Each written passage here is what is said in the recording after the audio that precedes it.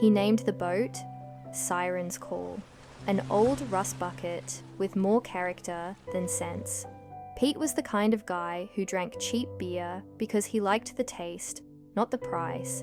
He had a weather-beaten face, the kind that told stories without words, and eyes as deep and restless as the sea he yearned to conquer. Pete set sail one late afternoon, the sky a canvas of fiery oranges and soft pinks, like the world was bleeding out just for him. He didn't wave goodbye. There was no one to wave to.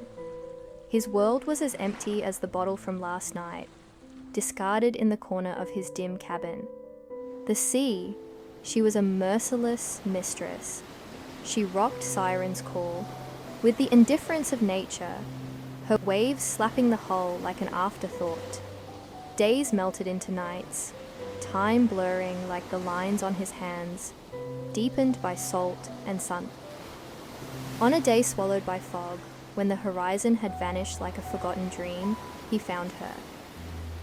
Anna, with hair as wild as the sea itself, and a laugh that could coax the sun out of hiding.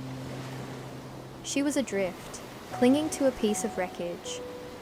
Her ship long surrendered to the depths below. "Fate's funny, isn't it?"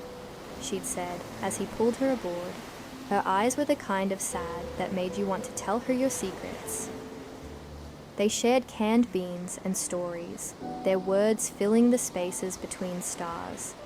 Anna taught him that love could be as vast as the ocean, endless, deep, terrifying. With her, Pete discovered a peace he hadn't known he was searching for, like a map to a treasure he didn't know was buried. But the sea, she gets jealous.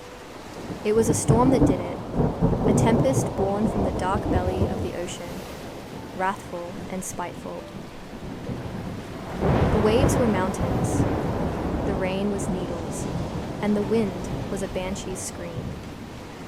Siren's Call groaned and creaked, a creature in its death throes. Pete fought. Oh, how he fought. But the sea wanted her secrets back. Anna's arms were the last thing he felt, her voice the last warmth in his ears, telling him it was okay, that love was worth any tempest. As the dark waters embraced him, swallowing him whole, Pete smiled, because even as the light dimmed and his breath became a memory, he knew he had touched something eternal. He had sailed to find nothing, but found everything instead, and as the sea claimed him, Pete was no longer running. He was home.